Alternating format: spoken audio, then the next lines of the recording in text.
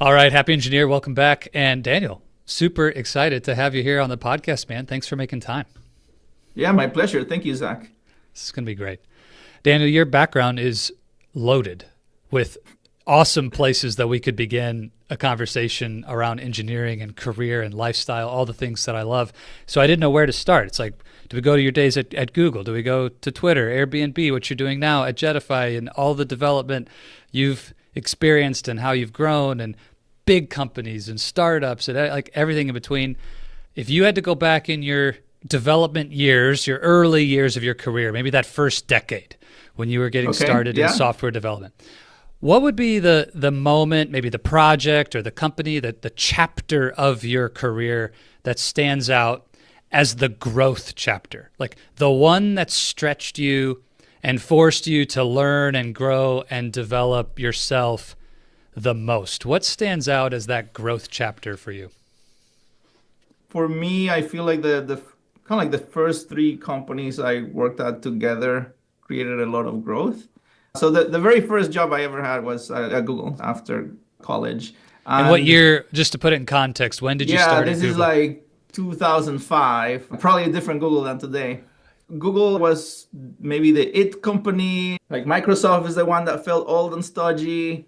Google was kind of new and exciting. It had recently IPO'd already, but still kind of fresh. Yeah. Google for me was very formative in that it exposed me to internet scale and big data early on. And you got to remember, this is before the public clouds, right? This is before AWS, this is before GCP, but a lot of those practices were already happening inside of Google.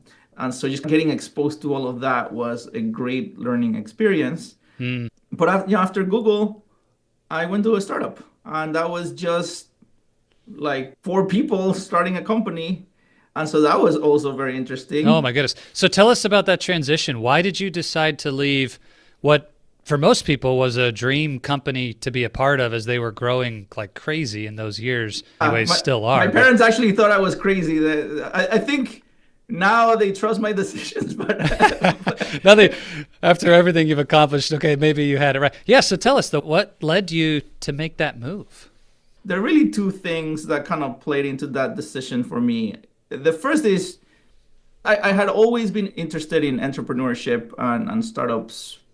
Like I always dreamed, I don't know, when I was a kid, my dad would tell me the stories of, he explained like Bill Gates and Microsoft and Steve Jobs and Apple. And to me, it was a little bit like, wow, like you can just start something and make it something really big. That sounds really cool. And you can create all this technology and products. So anyways, that seed, I guess, of interest was always there.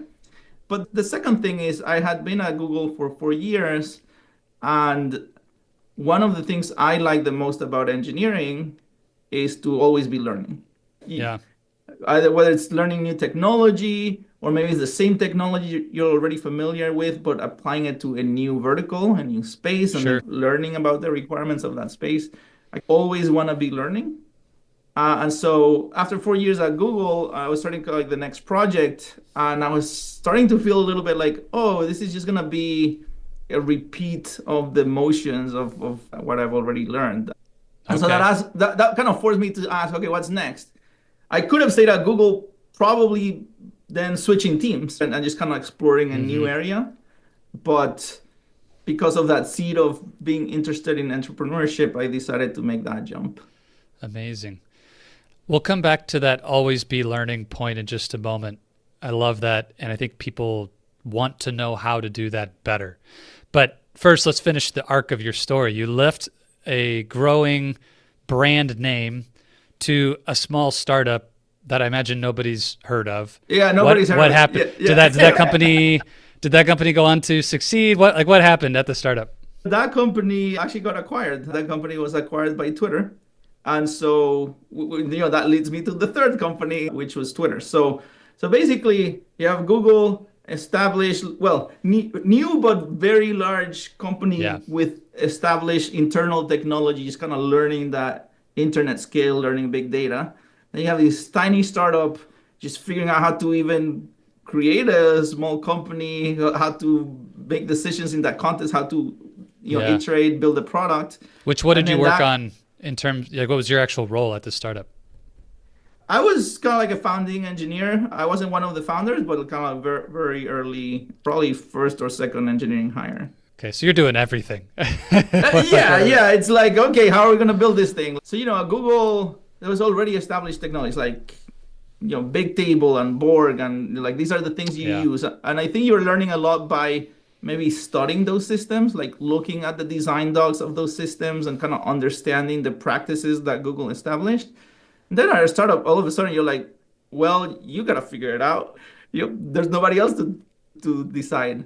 And I think a lot of it was also kind of trying to translate those concepts that I learned at Google, Yeah. but to like what's available outside of Google. Like what are the open source solutions that make sense and so on. And then once we were acquired by Twitter, well, Twitter was growing very fast, but it was kind of in those pre-IPO teenage years, let's say, where it's growing very Okay. fast, but it's like, oh, we're not scaling as well as we should be technology-wise. Like we need to revamp this system or revamp that other system. And so now you're applying that knowledge you learn elsewhere, but all of a sudden you're like, my team needs to build these things, right, to handle the scale. So I think at the small startup, it's more about how do you move fast? How do you iterate on the product? But then at Twitter, when it was kind of like those teenage years leading to IPO, it's like, okay, how are we gonna be able to scale these products to the number of users Twitter Yes. has? But that foundational infrastructure has not been fully developed yet. It's in progress, but Sure. more Sure. more is needed. Yeah. So, in the first 10 years of your engineering career, you saw pretty well established at Google and sort of what they're doing behind the scenes that maybe now people talk about as common or understood, but at the time was pretty novel, That's right. pre-cloud as Yes. we know it. Yes. Go to the startup world of absolutely blank slate. Nobody has a clue. Let's figure out how to build it. It's up to you. Go get it done. And then kind of hit that scaling up phase, the gazelle phase at Twitter. That's a pretty tremendous experience. So if you were going to look back and say, which of those three was the most challenging? Is it being part of a big machine like Google and making a difference? Is it the startup where you have no building blocks yet at all? Or is it the scaling? Which is the most challenging for you personally? I think ultimately this early startup is the most challenging in that, I mean, a lot of startups died, right? So Mm-hmm. are you able to build an actual company that will last or not it's a hard Yeah. challenge. Yeah. So I think ultimately, if I had to pick just one, I would probably pick that one. But I think a startup is sometimes more challenging, less specifically on the technology and more on, are we building the right thing? Are we Yeah. moving fast enough? Are we talking to enough customers? Are we talking to the right customers? Are we focused on the right segment of the market? So there's product questions, business questions, process questions that I Yeah. think make it very challenging. If you were talking with a junior developer today and they aren't sure which of those three types of teams they want to be a part of, do they want to join a very entrepreneurial, new, maybe pre-seed startup type situation?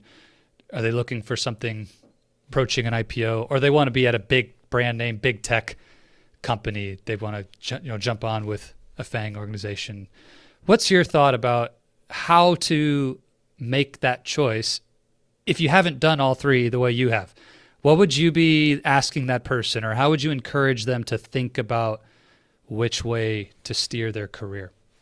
When you're early in your career, I mean, you do have the opportunity to try a few things. So I think Yeah. maybe the first thing I'm saying is like you shouldn't be Just go scared. try stuff. Yeah, like try some stuff. You can work somewhere for 2 years and then decide to work somewhere else for 2 years and Yeah. kind of start Yeah. forming those opinions for yourself. Maybe one of the questions I would ask is what type of environment do they feel more comfortable in or feel like they're more successful in? And what is the best way that they learn? I think in a large company, you are learning a lot by studying existing systems. You're assuming it's a kind of top tier company. You're also learning a lot by having a lot of experienced people there that can be mentors to you, give you guidance, and so on, right? And you're following a more defined process in terms of how Sure. Yeah. development happens, how product decisions get made, etc. The flip side, though, right? And so again, depends how you learn, is that you have a smaller voice at the table in terms of making decisions, right? And so in a startup, if it's a small startup, even if this is your first job, you're gonna have to make some suggestions. You're gonna have to decide some things, and you're just gonna have to try. Maybe the first thing you'll try will fail, and so you'll try again. And so you'll learn more by doing, I Yeah. guess, as opposed to observing. So yeah, I don't know. I think it kind of comes down to that difference. Are you looking for kind of this more ambiguous process where you can help define more of it, where you can just decide to try things and see what works and see what doesn't? Or are you looking Hmm. for more of a kind of established practices that you kind of looking to learn from? That personality trait or just ethos of life to be willing to go try some things, to learn by doing, take action, and risk the failure, risk being wrong, making that mistake. Daniel, have you made any mistakes? Were you wrong at all Yeah, in of your course. career? Haven't we all?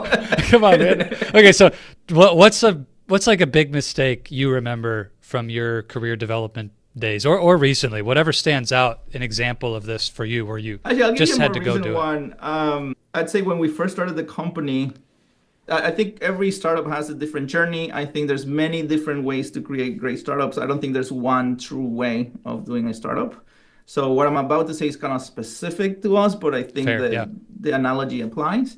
And so anyways, if you ever hear best practices about building a startup, you'll often hear you need to constantly be talking to your customers. You constantly need to be learning from them. And I think when you say at that level, it's obvious and everybody's kind of like, yes, of Sure. course, that's how it needs Totally. to happen. Check. But like I think in practice, the way you decide to go to market, the way you decide to offer your product influences how you go about getting that feedback from users and customers. So when we first started Jetify, we were taking a completely closed source approach, zero open source, and we were initially focused around kind of like the Kubernetes space. Anyways, what that resulted in was that for us to get customers at the right time and talk about their needs, it almost feels like we had to go through this sales process, but we were still in the learning stages, right? And so it's Mm-hmm. imagine having to do this sales process and find people at the right time and almost convincing them that you might have some technology or area of interest before you start learning. It just felt very slow, right? Yeah. And so for us, Yeah. we decided to shift to open sourcing more things. And that ended up being like a night and day thing because all of a sudden we had more of a developer community. We were able to set up a Discord server where people come in. All of a sudden we have a lot of users coming to us that we can have this little community and just ask, right? And be talking to them. And Yes. so, yes, we always thought we should be talking to our customers, but I think we had the wrong kind of go-to-market approach initially for the type of company that we want to be. Yeah. Um, and And so can you since we're describe, what Jetify does and the mission of the company really quick? Jetify is all about accelerating the speed at which you can translate ideas into working software. Within that, there's lots of spaces that we can play with. Today, we're focused on the developer environments. We have an open source tool that allows you to define those. But then, two, we're wanting to automate with AI more and more parts of the software development process that can be boring or repetitive. And so recently, we introduced an AI agent that can act as a QA engineer. But anyways, in the earlier days, if you go back at the beginning, we were actually focused on simplifying Kubernetes development, which we ended up pivoting away from. Interesting. And we were trying to do that in a closed source proprietary manner. And we just weren't getting that enough of that feedback, Oh, yeah, yeah. early on. Yeah. Super interesting. So you have a passion for this space. And I can imagine, I mean, I'm already feeling it like, ooh, let's talk about, kind of geek out on the product a little bit. It gets really exciting when we start sharing these stories. But it also opens up what's a really common challenge for engineers, especially who aren't sure if they want to do what you're doing one day or not. So you've come through that. Then you left a really sweet gig at Airbnb, director, senior leader, engineering leader at Airbnb, and still decide to start a company again here at Jetify. So how do you stay healthy and balanced with the demands of being founder and Yes. CEO at a startup? Um, I think it's twofold for me. One is before deciding to start a company, I picked a space or problem area I was sure I was passionate enough about that even if you had obstacles coming your way, I would still be interested. Where Okay. even if this ended up being the thing you work on for the next 10, 20 years, I would still be interested, right? I think sometimes it's easy to be like, oh, I don't know, have a startup idea in this space. I think that would be a good business or whatever. But then you're Yeah. not really passionate about that Yeah. business. I wouldn't recommend being the founder in those situations. I think you could maybe join a company in those cases, but being the founder, let's say you're a year in and you're like, all of a sudden you're like, I don't want to deal with this anymore. Then you're in a bad spot. I think that's important because you're passionate enough about the space. When you're dealing with all this stuff, you can kind of zoom out and be like, why am I doing this? Yeah. Because I believe in this goal, mission, thing that I'm trying to achieve. And I think that can be reinvigorating. And then two, I guess for me, I mentioned family, but just having that time with them is important as well. And so those two things together for me Yeah. kind of allow me to have that right balance. Do you think if a mentor had come alongside you when you were that young single developer working from 8 a.m. to 10 p.m. and said, hey, this is going to burn you out. You need to act like you've got two kids at home and go take care of yourself and you do this. Do you think you would have listened or it would have helped? Or do To you be think it's honest, just part of I the don't know. process? To be honest, I don't know. I'm not sure. So maybe there's no, maybe you just have to learn it the hard way. It's so interesting. Right? Everybody asks that question. If I knew then what I know now, my life would be different. And sometimes you hear people say, well, look, you got to go through it to learn it.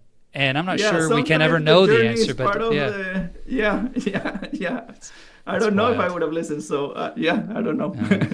We'll just let people take this and make their own decisions. But I don't think young Zach would have listened to old Zach anyway, even if I'd gone back and told him what to do before my burnout. So, well, Daniel, let's come back then. You told me how your dad instilled some of this entrepreneurial spirit in you and that you've had the constant desire to be learning, putting yourself in challenging situations, making changes, taking risks. It's been a part of your path to the growth and success you enjoy now and have had in your career. I'm curious how you would describe the focus of your growth journey between technical acumen, engineering skills, learning about the tools and developing technology and staying at the bleeding edge of what's new and what's happening in technology. And AI is getting a lot of focus now, but it was cloud computing and all these other things you've done in your career versus leadership acumen and developing yourself as a capable leader and now founder and CEO. And of course, your role is far more than just technology today. To be successful, you must be better than just a great engineer. So how do you think about development between these two domains? I think engineers really struggle to decide, where should I focus? Do I need to be learning more technology or do I need to be taking management and leadership courses and training? How do you decide, or what's your philosophy about these two buckets Yeah, of growth? I think to be a good leader of technical teams, you need to have that strong technical foundation. It creates Yeah. credibility and you're speaking from your experience, from knowledge. And so I would actually say early on, you do want to go deeper on that technical side and develop those skills. And I think as you grow there, you'll realize doing big technical accomplishments requires more than just you. Whether you want it or not, there comes a point where you need to influence other people, where you need to collaborate with other people. When people say leadership, sometimes if you take a narrow definition of that. You're talking about engineering management, but I would argue even if you stay out of engineering management, there's an aspect of leadership in there as well, right? After you have that kind of strong technical foundation, if you want to create bigger products, bigger technology, bigger accomplishments, I do think that leadership plays a role. And so now you need to invest in those skills, right? How do I communicate technical ideas to others? How do we arrive at decisions so that we can kind of like move in the same direction and so on. And then the last thing I'll say is, I think it is important to, even as you shift to leadership, kind of stay somewhat fresh in your knowledge of the technology. So for example, for myself, all the AI wave, is new and things are changing. And so I can't just sleep and say, I have this knowledge from 10 years ago or 20 years ago. Yeah, I need to kind of learn with everybody else what new technology is doing to our industry and figure out how to apply it. Yeah. Can you speak on a tactical level how you do that? Do you carve out an hour and just read stuff online or take courses? Do you go to universities? Do you go to conferences? How are you actually creating that learning for yourself? I like to learn by doing. And so what I've been doing is I find some time each week to code, even though I'm running the company. But my focus so far has been, I want to code prototypes for new features or ideas or directions that we're exploring. I want to do it in a part of the product where I know I'm not the bottleneck to the rest of the team to deliver, because I'm more in the prototyping and not like being the person that's going to implement the full feature end to end. But then 3, I'm going to force myself to use a technology I'm learning about or do it in a way that I haven't done it before that I'm trying to learn. These days, for example, I am prototyping ideas for AI agents. So that by itself is forcing me to learn like what are the best practices to create AI agents. But then I'm also forcing myself to try to type as little code as possible because I want to be asking the LLMs to code for me.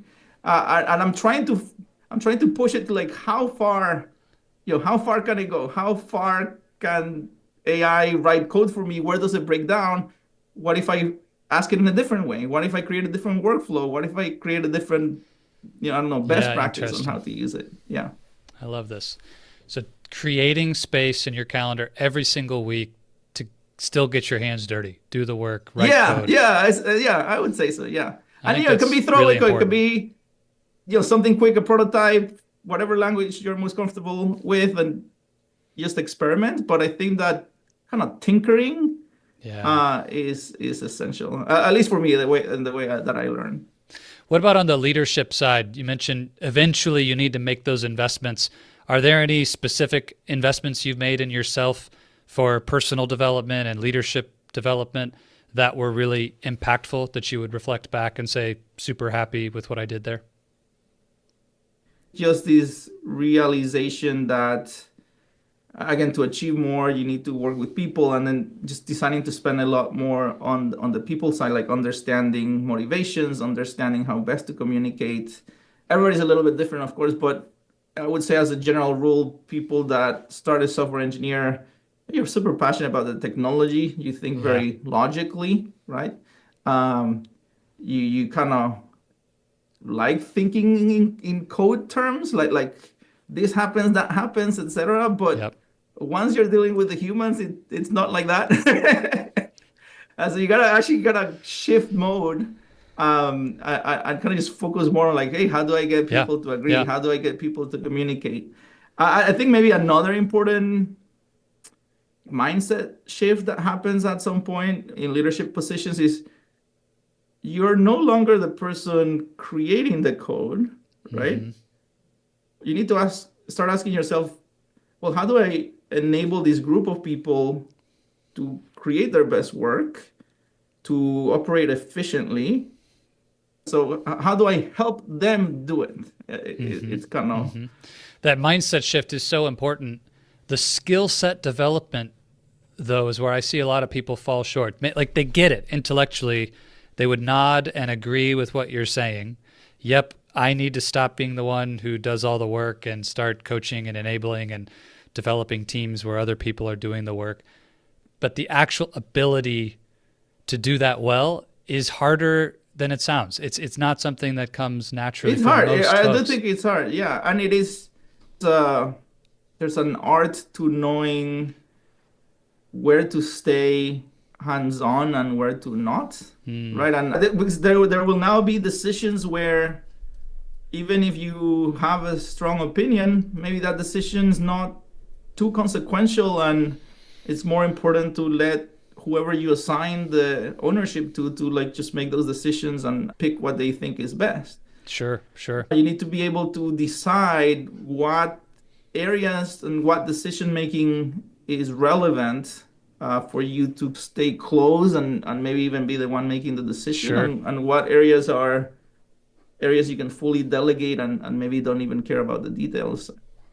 For the other director-minded or maybe founder-type minded folks who want to be able to build those teams that are super capable, you've got a bunch of experience in this domain. You're building a team right now at Jetify. You've done it in these other organizations like Airbnb and Twitter. So what do you look for when you're building out a tech team, you're starting a company, you're hiring a bunch of people? If somebody wanted to be hireable by you, what are those hallmarks of the best talent, the people that you want on your teams that you look for when you're building an organization?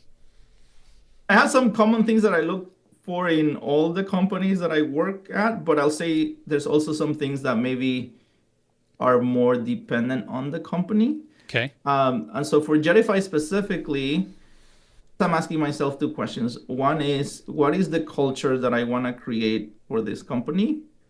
And two, what type of people will succeed or be really helpful at the stage and type of company that we're at? And so what that translates into in practice is, look, there's the technical part. I want technically strong people that know their stuff in terms of the technology. But for the culture I want to create, I'm looking for people that collaborate, and so know how to work in a group and know how to share information proactively and know how to arrive at those decisions together. And because we're a startup, I'm looking for people that are kind of willing to deal with the ambiguity of a startup. Maybe they actually find that exciting and exhilarating. I'm looking for people that are more passionate about the challenge that we're trying to solve, like the problem space, than a specific technology, because we might change the details of the technology as we go, right? And so people that are passionate about the space and not just like the kind of individual thing we're creating at any given time. I'm looking for people that are proactive, that if they see a problem, they can make suggestions and, hey, is this important? Should I help with this? As opposed to just waiting to be told exactly every step to take. I know hiring is a competitive advantage for a startup, and I don't want to ask you to reveal something that's part of your secret sauce, Daniel, to building an incredible team. But on that technology foundation, is there a hallmark of success that you look for, or a way that you know if somebody's just ruffling their resume feathers versus actually has that deep skill outside of traditional coding interviews or these types of things? Any tips you would offer other founders or VPs, executives hiring great talent that are super interesting for you? I'd like to cover three areas from the technical side.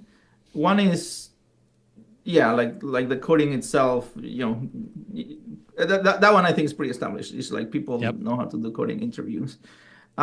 Two, kind of like the architectural side, right? How you think about systems, how you might change that system in different scenarios and stuff like that. But then the third one, which I think is maybe the one that's a little bit more unusual, I just like to go really deep in something that they know about or claim to know about. Yeah. Often it might be an area that I'm not an expert in, but that's fine. I just want to keep asking. It's kind of like the 5 whys, or like just keep drilling. Explain this to me, okay? And then they, you get the first level explanations, like, okay, but like this detail, I'm not sure I understand that detail. Can you go like one layer deeper? and explain that to me.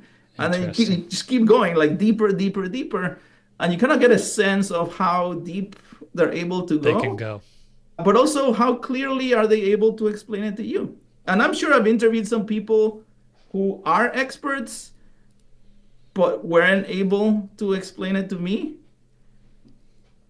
And I mean, that's still a no hire because if I'm the CEO and I need to make a decision and I'm hiring an expert to trust them in this area, I still need to have some high level understanding to help me Make make that those decision. decisions, right? And so Yeah. if that gap of communication is there, even if they're like the world's best expert, if I can't, get that Yes. understanding, then That's really great. One other CEO I've talked to, he said a similar thing, that that ability to communicate at a level of depth but still concisely and clearly and help people who don't have your background understand is a quality he loves. And I think lots of engineers don't want to practice that. It's like they're impatient with having to explain things to people. They just expect you to get it because you need to be as smart as me. There's this general I'm surrounded by idiots kind of mindset that right. perpetrates engineering teams. So this is a great reminder for everybody. It's actually really worth it to practice communicating your genius in a way that doesn't require your whole genius. that's Right. that's a great Absolutely. skill. Yeah, the ability to translate deep technical concepts into simpler concepts that people can Yeah. understand is important. Ironically, I feel like, like if you're working at a big company, the higher up you move in terms of management, the more important it becomes to manage up, if you've heard that concept, Yes. meaning the ability to proactively explain, communicate, and identify issues to your leadership team becomes more and more important. I think people sometimes have this view of like, when I'm at this type of role in my career, like I'll just be able to make the decisions and like that's it. Well, in a bigger Yeah. org, there's a lot of coordination that needs to happen across Yeah. different teams. There's a lot of context building that you need to obtain from your team and that then you need to be able to share elsewhere so that the organization can make the right decisions. So tell us more about what you're excited about in the future with Jetify in particular, but linking that to the trends in technology as you see it, whatever you're open and willing to share. Where are you going? What are you most excited Yeah, about? I mean, I'm sure you're hearing this answer a lot these days of AI, right? And we are very excited about AI.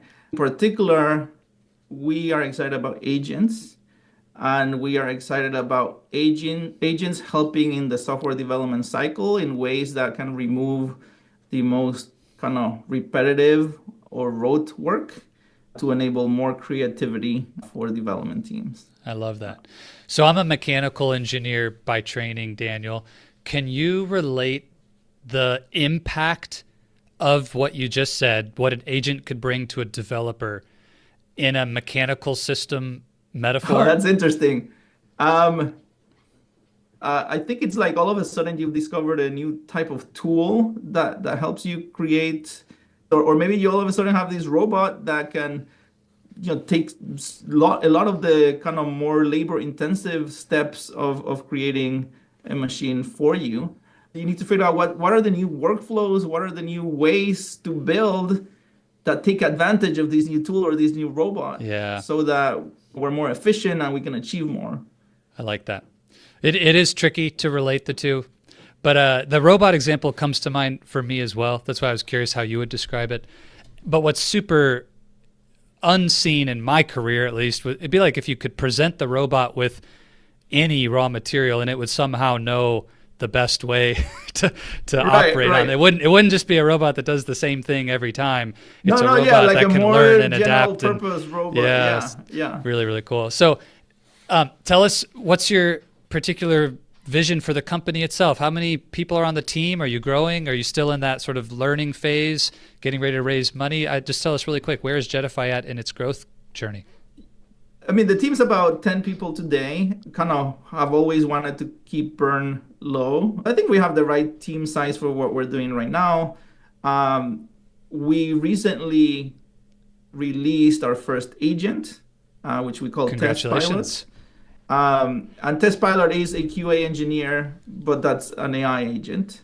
And so we're looking to automate all that manual clicking that people sometimes have to do on their apps in order to test them, like that end-to-end testing. So I'm not talking about Yes. unit testing. I'm talking about that Yeah. like kind of final testing you do through the UI. We're hoping to take that away and just automate it. It's one of those places where I feel like everybody's gonna be happy if it's automated. Like nobody likes doing it. So, anyways, that's why we picked that first space. Vision-wise, we hope there could be more agents that we introduce in different areas, right? And so end-to-end testing could be one. Pen testing in security could be a different one. Helping internationalize an app might be yet another one, right? I think there's so many areas where AI is going to change the way we do things that there's plenty of space there. Get ready.